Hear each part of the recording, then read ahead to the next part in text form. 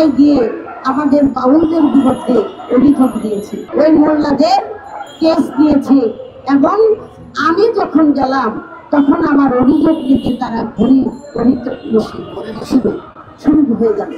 সেই মানুষগুলি যদি এই মিথ্যে অপবাদ যারা দেয়, আমরা আল্লাহকে নিয়ে কটূক্তি করি, ধর্ম অপমাননা করি, আমরা ধর্মের উপরে আঘাত ফেলেছি।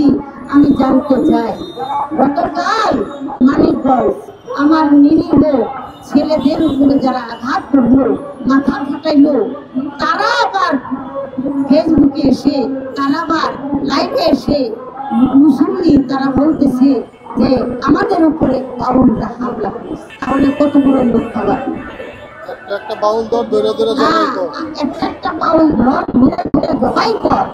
তাহলে এত বড় দুঃসাহস, এত বড় কথা তারা কিসের ইন্দোলে আর কার শক্তিতে বলে? তাই আমি বলতে চাই, সত্যিকার অর্থে তারা থানায় গিয়ে আমাদের বাউলদের বিরুদ্ধে অভিযোগ দিয়েছে, কেস করেছে।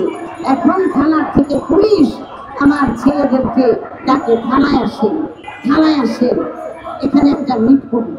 তাহলে ওই মোল্লাদের কেস দিয়েছে। এবং আমি যখন গেলাম তখন আমার অভিযোগ নিতে তারা ঘড়ি শুরু হয়ে যাবে।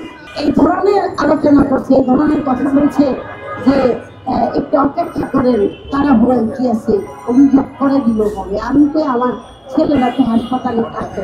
যাই হোক, এমন একটি ভাষা ব্যবহার করলো, আমার কাছে তাদেরকে কোনো সহযোগিতা তাদের কাছ থেকে পাবো সেটা মনে হয় না। পরিশেষে দেখলাম যে ওসি মহোদয় ওনাদেরকে নিয়ে বের হলেন, বের হয়ে চলে গেলেন। আমি বললাম আমি আসছিলাম, আমি তো আলিয়া বেগম আবু সরকার ওনার ওয়াইফ।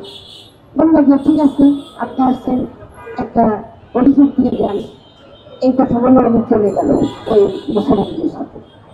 চলে গেল, কিন্তু আমি আইনের কাছে নামার থেকে তেমন একটা সাড়া পাই নাই বলতে। তাহলে আমাদের স্থান কোথায়?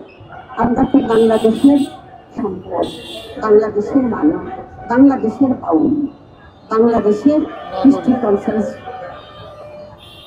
সাথে আমাদের সম্পৃক্ত। এই জন্য আমি বলতে চাই, আমি শুধু একান্ত আশা রাখবো, দাবি জানাবো, একজন নির্দোষ মানুষকে শুধু জেল খাটাচ্ছে, গ্রেপ্তার করেছে। আমি আবু সরকার সাহেবের নিঃস্বার্থে মৃত্যু জানি।